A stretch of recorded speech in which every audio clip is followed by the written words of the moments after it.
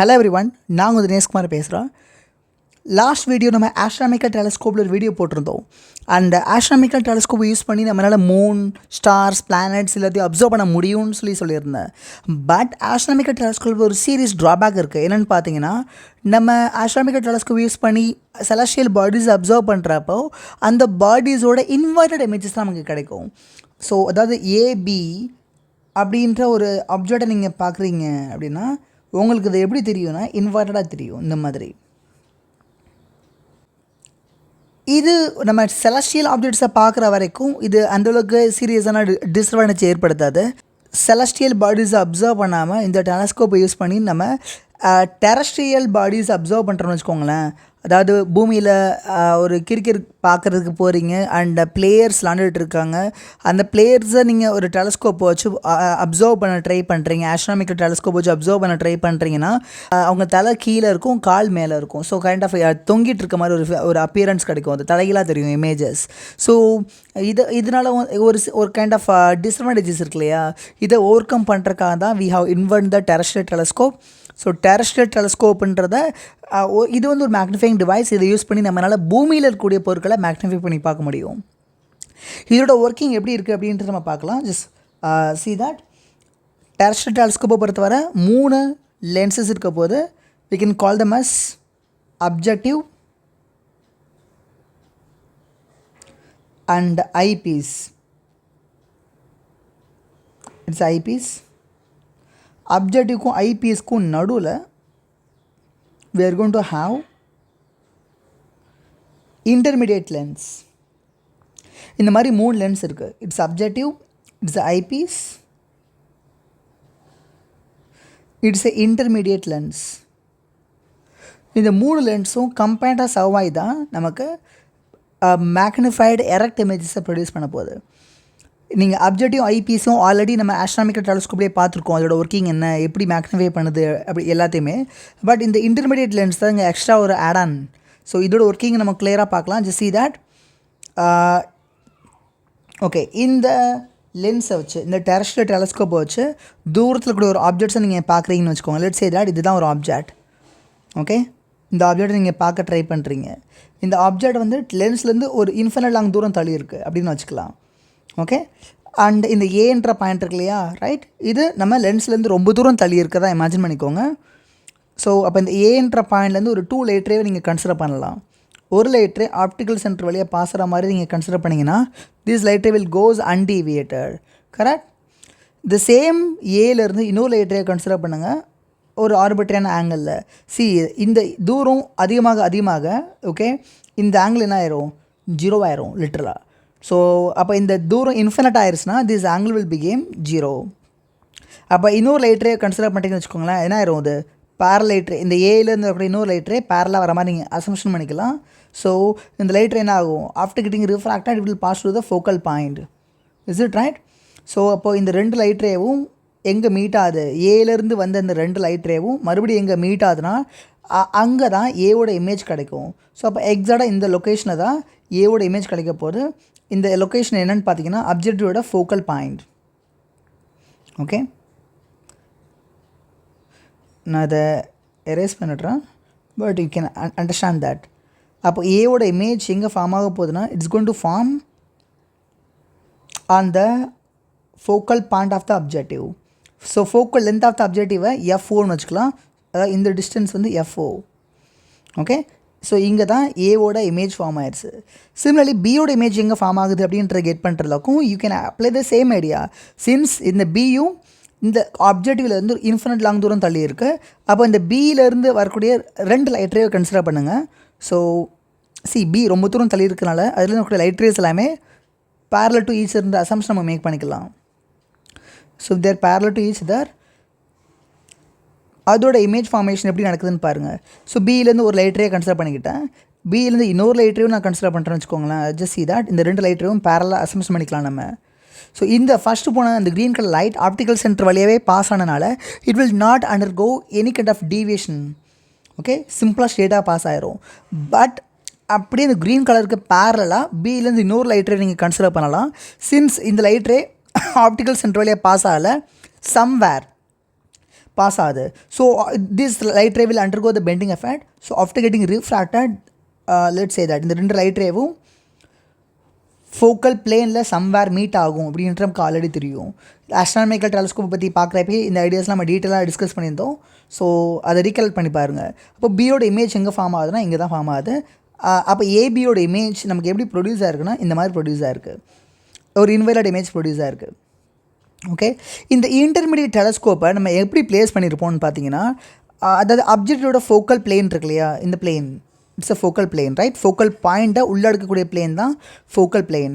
So அப்போ அப்ஜெக்டிவோட focal plane எக்ஸாக்டாக இந்த இன்டர்மீடியட் லென்ஸோட ஃபோக்கல் டிஸ்டன்ஸை நீங்கள் எஃப்னு வச்சுக்கிட்டிங்கன்னு வச்சுக்கோங்களேன்.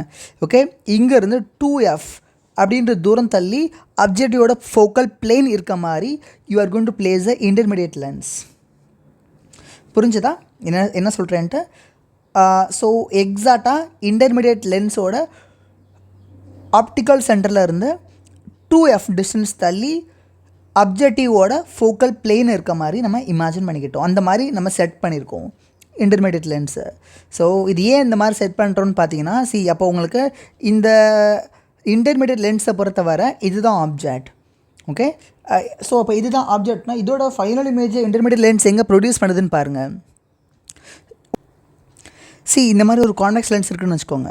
இந்த கான்வெக்ஸ் லென்ஸ்லேருந்து 2fன்ற தூரம் தள்ளி ஒரு ஆப்ஜெக்ட் அந்த மாதிரி வச்சுருக்கோன்னா இதோட ஃபைனல் இமேஜ் எங்கே ஃபார்ம் ஆகும்னு பாருங்கள்.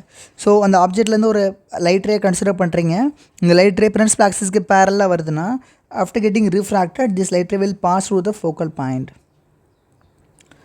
Okay, at the same top டிப்லேருந்து இன்னும் லைட் ரே கன்சிடர் பண்ணலாம், ஆப்டிக்கல் சென்டர் வழியாக பாஸ் ஆகிற மாதிரி. ஸோ இந்த ரெண்டு லைட் ரேவும் எக்ஸாக்ட் எங்கே மீட் ஆகும்னா அண்ட் 2fன்ற லொக்கேஷனில் அகெயின் மீட் ஆகும்.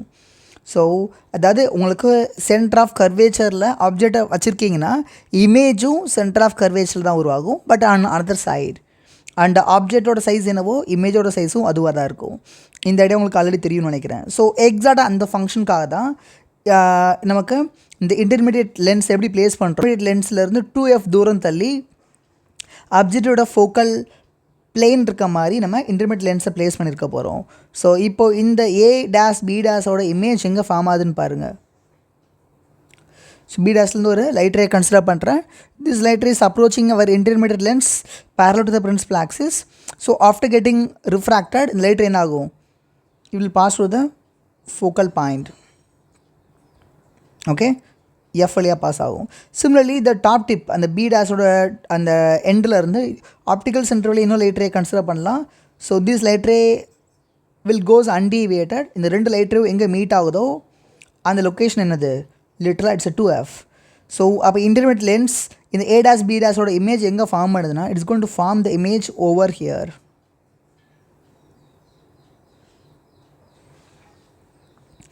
ஸோ இன்டர்மீடியட் லென்ஸ் என்ன பண்ணிருச்சு? இந்த இன்வெர்டட் இமேஜை எரெக்ட் இமேஜை மாற்றி கொடுத்துருச்சு.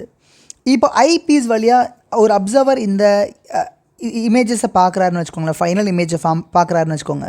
ஐபீஸை பொறுத்த வரைக்கும் இதுதான் ஆப்ஜெக்ட். ஸோ அப்போ இதோட ஃபைனல் இமேஜ் ஐபீஸ் 2 லொக்கேஷன்ஸில் ஃபார்ம் பண்ணலாம். ஒன்று இன்ஃபினிட்டி, இன்னொன்று நியர் பாயிண்ட். ஓகே, நம்ம மோஸ்ட் ரிலாக்ஸ்டு கண்டிஷனில், அதாவது ஐயை சுருக்காமல் ரொம்ப ரிலாக்ஸ்டான ஒரு கண்டிஷனில் நம்ம இமேஜஸை பார்க்கணும் அப்படின்னா, ஓகே, எனக்கு ஃபைனல் இமேஜ் எங்கே ஃபார்ம் ஆகணும்னா it should form at the infinity. Final image இன்ஃபினிட்டியில் ஃபார்ம் ஆகணும்னா அண்டு ஆப்ஜெக்ட் நம்ம லென்ஸ்லேருந்து எவ்வளோ தூரம் தள்ளி வைக்கணும்? ஐபீஸோட ஃபோக்கில் அந்த எஃப்இன்னு வச்சுக்கோங்க. அப்போ இந்த டிஸ்டன்ஸ் என்னவாக இருக்கணும்? It should be f e. இந்த டிஸ்டன்ஸ் எஃப்இயாக இருந்தால் தான் அண்டு எனக்கு ஃபைனல் இமேஜ் எங்கே ஃபார்ம் ஆகும்னா it will form at the infinity. Because you know this idea also. இந்த மாதிரி ஒரு லென்ஸ் இருக்குது. ஓகே, லென்ஸோட ஃபோக்கல் லென்த் இதான்னு வச்சுக்கோங்க. ஃபோக்கல் பாயிண்ட்லேயே நம்ம ஒரு ஆப்ஜெக்டை வச்சுருக்கோன்னா அப்போது இந்த ஆப்ஜெக்டோட டாப் டேப்பில் இருக்கிற ரெண்டு லைட் ரேவும் பேரலாக இருக்கும். அதை பேக்வர்ட்ஸ் செக்ஷன் பண்ணுறோன்னா they may seems to be meeting at the infinity. So அப்போ எக்ஸாக்டாக focal point of the eyepiece எங்கே கோயின்சைடாக இருக்கும்னா இன்டர்மீடியட் லென்ஸோட சென்டர் ஆஃப் கர்வேச்சர் இருக்கு இல்லையா, அதுவும் அண்டு ஐபீஸோட ஃபோக்கல் லென்த்தும் ஃபோக்கல் பாயிண்ட்டும் ஒரே இடத்துல இருக்கணும். So it's a necessary condition we have. So அப்போ ஃபைனல் இமேஜ் இன்ஃபினிட்டில் ஃபார்ம் ஆகும். ஜஸ்ட் see that ஃபைனல் இமேஜோட லொக்கேஷன் பாருங்கள்.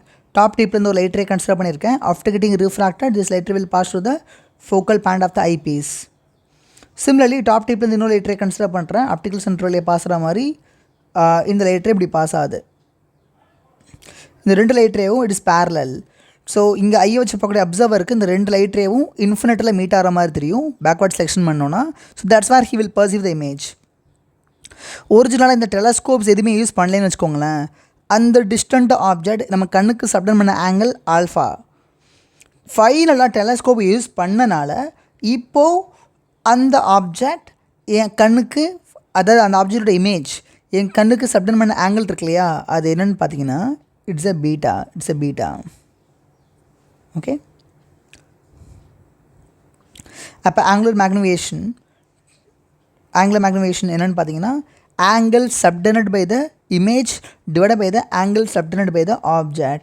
Angle subtended by the image என்ன வருது, இங்கே இருக்குது பாருங்கள், beta. So beta by angle subtended by the object it's a alpha. Beta by alpha. இதான் மேக்னிஃபிகேஷன் எக்ஸ்பிரஷன்ஸ். அண்டு நம்ம பார்த்துட்ருக்குது ஒரு டிஸ்டன்ஸில் கூட ஆப்ஜெக்ட்ஸை பற்றி. அப்போ இந்த ஏபியோட லென்த்து, ஆப்ஜெக்டோட dimension it will be very small comparedly speaking with the distance between the object and objective. இந்த டிஸ்டன்ஸை கம்பேர் பண்ணுறப்ப இந்த டிஸ்டன்ஸ் நெக்லிஜிபிளாக இருக்கனால ஆல்ஃபா எப்படி இருக்கும், ரொம்ப குட்டியாக இருக்கும். ஆல்ஃபா குட்டியாக இருக்குன்னா டெஃபனட்டாக பீட்டாவும் எப்படி இருக்கும், குட்டியாக தான் இருக்கணும். வியாசா இது ஆல்ஃபானா இதுவும் ஆல்ஃபா தான். Is it right? இதுவும் ஆல்ஃபா தான். இது ஆல்ஃபா குட்டியாக இருந்ததுன்னா டெஃபனட்டாக இந்த பீட்டா எப்படி இருக்கும், இந்த பீட்டாவும் குட்டியாக தான். So beta value alpha value எல்லாமே குட்டியாக இருக்கிறனால tan beta can be approximately written as beta itself.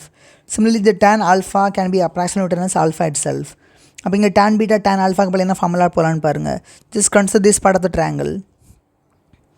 tan alpha என்ன வரும், tan alpha is equal to இந்த ஹைட்டை h dash வச்சுக்கலாம், h dash by இது என்னது focal length of the objective FO. Similarly இப்போ இந்த ட்ரையாங்கிளை கன்சிடர் பண்ணுங்கள். ஓகே, இந்த ட்ரையாங்கிளை கன்சிடர் பண்ணிங்கன்னா இந்த ஆங்கிள் என்ன, I will show you that in more detailed way.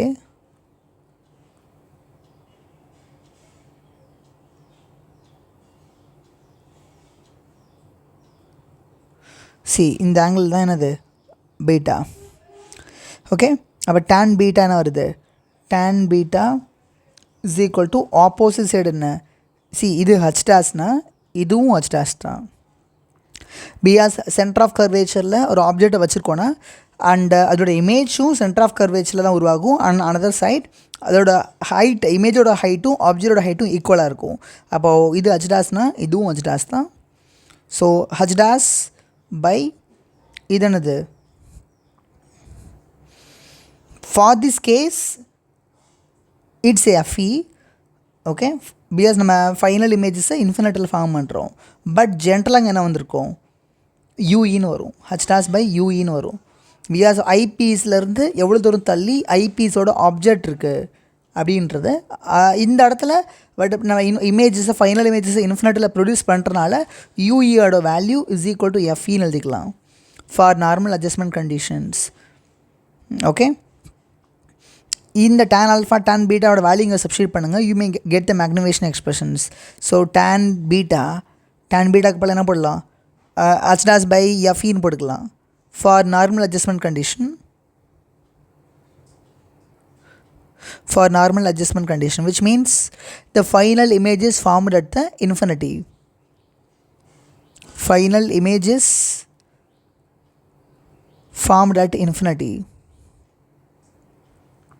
So அந்த கண்டிஷன்ஸில் யூயோட வேல்யூ என்னது, it's equal to FE. So அந்த அசம்ஷன் படி I can use this formula. அப்போ tan பீட்டாக்கு பதில் h dash by FE, tan alphaக்கு பதில் h dash by FO. So on simplifying these I will be getting FO by FE. இதுதான் magnification of the terrestrial telescope. Okay, when the final image is formed at the infinity. இதுதான் expression. Okay, நீங்கள் ஒரு important விஷயத்தை note பண்ணணும். இங்கே alpha and beta ரெண்டுமே ஒரே டைரக்ஷனில் மெஷர் பண்ணுறோம் நம்ம. ஓகே, ஃபார் எக்ஸாம்பிள் ஆல்ஃபா இந்த ஹரிசாண்டல் லைன்லேருந்து நம்ம இப்படி மெஷர் பண்ணுறோம்னு வச்சுக்கோங்களேன், இப்படி அதே மாதிரி இங்கேயும் ஆல்ஃபாவை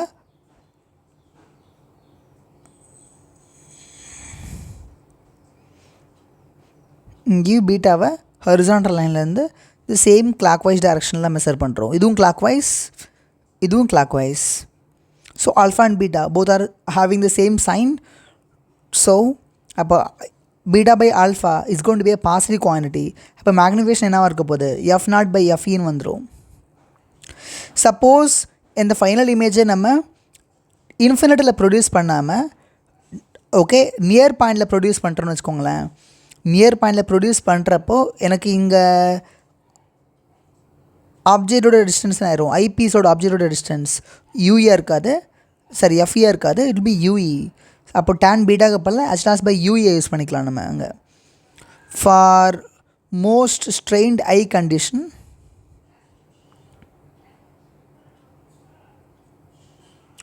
which means when the final image is formed at the near point. Okay, அப்போ மேக்னிஃபிகேஷன் எக்ஸ்பிரஷன் என்ன யூஸ் பண்ணலாம், m equal to the same beta by alpha but பீட்டாக்கு பதிலாக I can substitute this quantity h dash by ue because உங்களுக்கு ஐபீஸில் இருந்து யூஇன்ற தூரம் தள்ளி தான் intermediate பிளேனோட intermediate லென்ஸோட image form ஆகிருக்கு. ஓகே, ஸோ அப்போ என்ன வந்துடும், h dash by ue divided by alpha value h dash by fo. So this h dash will get cancelled. அப்போ m equal to f0 by ue வந்துருச்சு எனக்கு. And இங்கே யூஇன்றது ஐபீஸோட object distance, அதாவது இந்த டிஸ்டன்ஸ். ஓகே, இந்த டிஸ்டன்ஸ் தான் அது யூஇ. Okay, but ஃபைனலாக ஃபார்ம் ஆகக்கூடிய இமேஜ் நமக்கு நியர் பாயிண்டில் ஃபார்ம் ஆகுதுன்னு வச்சுக்கோங்களேன். லெட்ஸ் சே தட் ஃபைனலாக ஃபார்ம் ஆகக்கூடிய இமேஜ் வந்து இங்கே தான் ஃபார்ம் ஆகுதுன்னு வச்சுக்கோங்க. இங்கே தான் ஃபைனல் இமேஜ் ஃபார்ம் ஆகுதுன்னு வச்சுக்கோங்க, இந்த மாதிரி. ஸோ இப்போது அதுக்கான கண்டிஷன் நம்ம யூஸ் பண்ணலாம். எப்படி யூஸ் பண்ணலான்னா, லென்ஸ் ஈக்குவேஷனை ஐபீஸ்க்கு அப்ளை பண்ணுங்கள். 1/VE minus 1/UE equal to 1/FE lens equation நான் அப்ளை பண்ணியிருக்கேன்.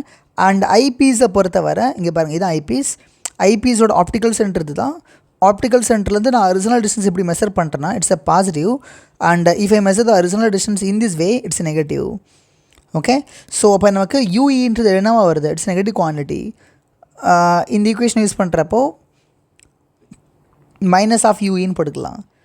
அதே மாதிரி விஏ பாருங்கள், ஐபீஸோட இமேஜ் நமக்கு ஒருவேளை நம்ம நியர் பாயிண்டில் ப்ரொடியூஸ் பண்ணுறோம் அப்படின்னா யூஇயோட வேல்யூ வியோட வேல்யூ எங்கன்னு பாருங்கள். ஸோ எனக்கு ஐபீஸோட இமேஜ் எங்கே ஃபார்ம் ஆகுது, it is formed at this location. So அப்போ விஇ ஈக்குவல் டு என்ன வருது, d. And as per our sign convention it's a minus of d. அப்போ விக்கு அப்புறம் என்ன போடலாம், 1/-of போட்டுக்கலாம், which is equal to 1/fe.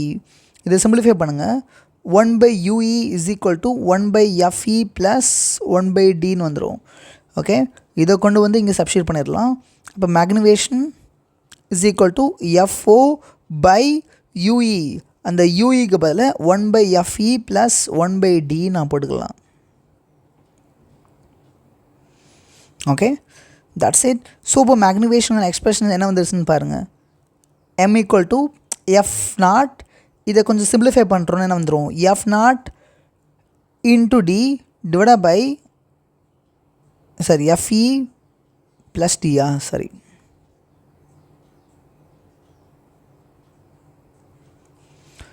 fe plus d divided by fedன்னு வந்துடும்.